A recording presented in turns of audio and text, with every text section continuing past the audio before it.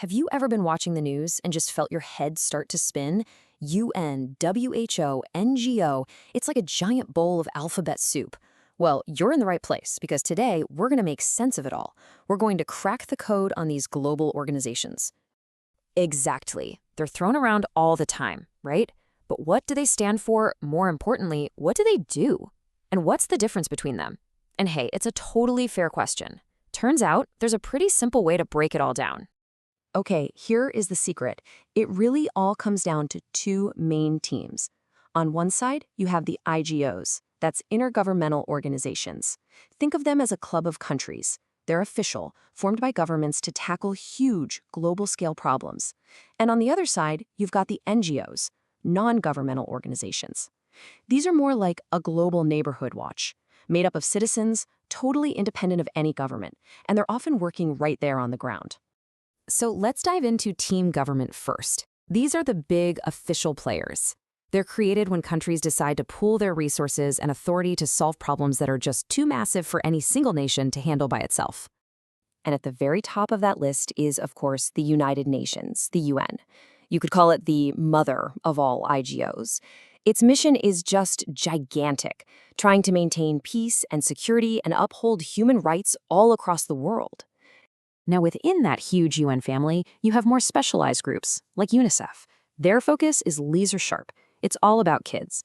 Everything they do is geared towards the survival, protection, and development of children everywhere. Then there's the WHO, the World Health Organization. If the planet had a family doctor, this would be it.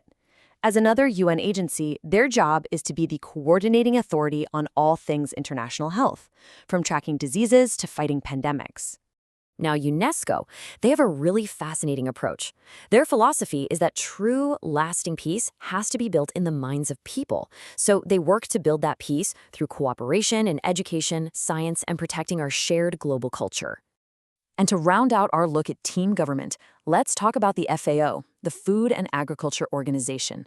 Their mission is about one of the most fundamental human needs out there, leading the charge to defeat hunger and make sure everyone has enough good food to lead a healthy life. All right, time to switch gears. Let's talk about team people, the NGOs. These groups are a whole different ballgame. They're independent, they're nonprofit, and they're powered by everyday citizens who are passionate about a specific mission. And as you can see, there are so many of them. Each one of these logos represents a group of people, a global network of helpers who decided they couldn't wait for governments to act. They're on the ground, making a difference. Take Amnesty International, for instance. They are like a global watchdog for human rights. They dig into abuses, shine a light on injustice, and campaign tirelessly for people who've been jailed simply because of their beliefs. Now here's one I'm sure you recognize, the Red Cross and Red Crescent. These folks are the world's first responders. When disaster strikes, a flood, an earthquake, you name it, they are some of the first ones there providing absolutely critical aid. Then you've got Greenpeace. Their whole mission is protecting the planet, but their method is what makes them famous. They use what they call nonviolent creative confrontation. Basically, bold, direct, and often dramatic actions to force the world to pay attention to environmental issues. And finally, we have to talk about Doctors Without Borders, or MSF. We're talking about incredibly courageous doctors, nurses, and other professionals who volunteer to go into the world's most dangerous spots, war zones, epidemics, to provide impartial medical care to anyone who needs it. So, okay, we've got team government, the IGOs, and we've got team people, the NGOs. They seem like complete opposites, right? One is official and top-down, the other is independent and grassroots. But, and this is the really cool part, it turns out they are all working from the very same playbook.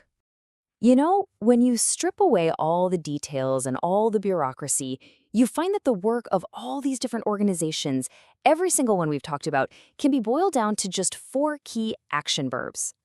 And here they are: to promote, to protect, to provide, and to prevent. That's it. This is the shared DNA. This is the common goal that connects a UN diplomat with a volunteer doctor in the field. Let's just quickly put it all together. The UN and UNESCO work to promote peace and justice. UNICEF and Greenpeace work to protect children and the environment. The Red Cross and the FAO provide food and relief. And the WHO and Doctors Without Borders work to prevent disease and suffering. See, it all just clicks. So from the highest levels of government to the most remote villages on Earth, you have this incredible web of people constantly promoting, protecting, providing, and preventing. Which leaves us with one huge final question to think about. In a world facing challenges this big, is all of this global cooperation enough?